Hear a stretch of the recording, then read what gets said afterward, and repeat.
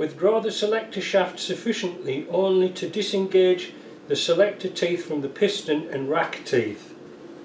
Well, that's the piston.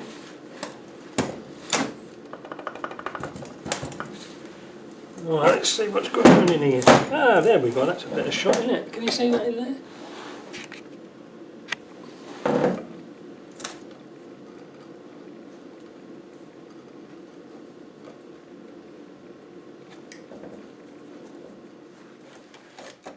Withdraw the piston and rack using a suitable 1/2 inch UNC bolt screwed into the tapped hole.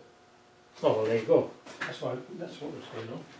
I bet I haven't got a 1/2 inch UNC bolt. What's the chances of finding a bolt in here? Unbelievable.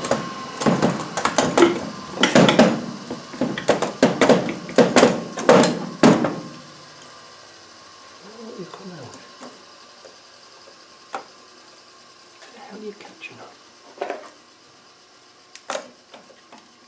Oh, it's just on that.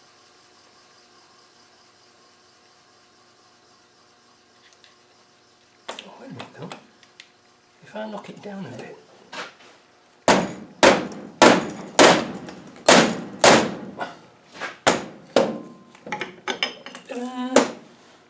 Out it comes. Teflon seal. Now then, this should come out. Oh, we're getting to the end of this now. Good for that. There we go. Oh, look at that. Beautiful. Look at that. Can you see it? Here by boom. So that's that. The next step, I would imagine, is we take this end cover off and get the worm out. It's feeling really, really good. But I want to clean all this casing out. Interesting to note that this is all bushings. There is no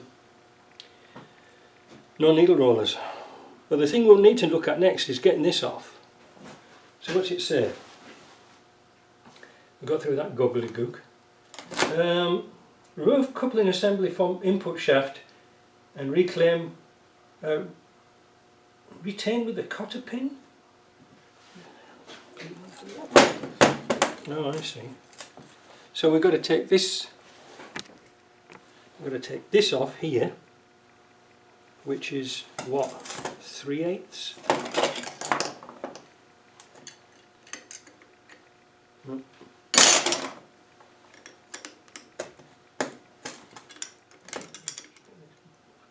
Remove the coupling assembly from the input shaft, retained with the coupling with a cotter pin.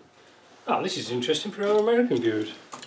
You see, the cotter pin's a tapered pin. They think a split pin, you know, like we use for hubs and what else do we use split pins for? All manner of means of things for stopping nuts coming off, like on your trackered ends and tired ends. Well, that is a split pin, not a cotter pin. Americans call them cotter pins, but I'll show you what a cotter pin looks like when I get this socket off here.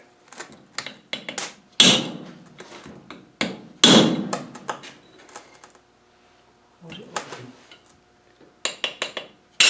There we go.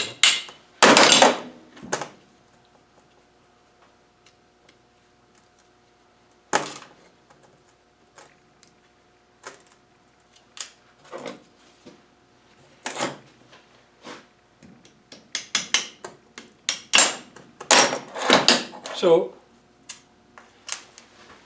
this is a cotter pin. See, it's got a taper on it, it pulls it down tight to the shaft, but it's round and solid at the same time. It is not a split pin, like the Americans, they'd probably call it some taper pin. Anyway, well, that came off easy, look. I'll keep that there because my bag's getting heavy. Right, so now that's off. Oh, we're getting to the end of this now. Worm adjuster screw in, got one of them. Peg spanner, tapped input shaft free, wrist bearings, blah blah blah blah blah blah. Right, so now we've got to get this nut off here, and we're sort of simply going to take it off with a chisel.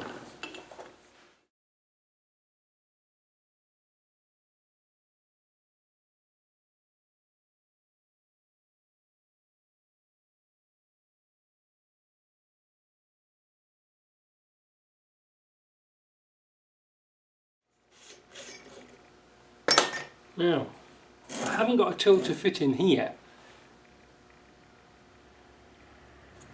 but I have my grips here.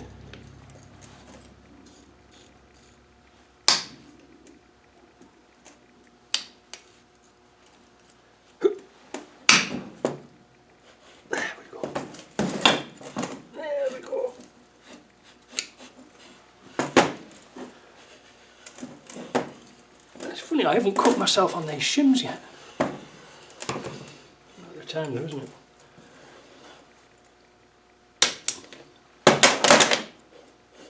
You can see the rust in the thread there. Now,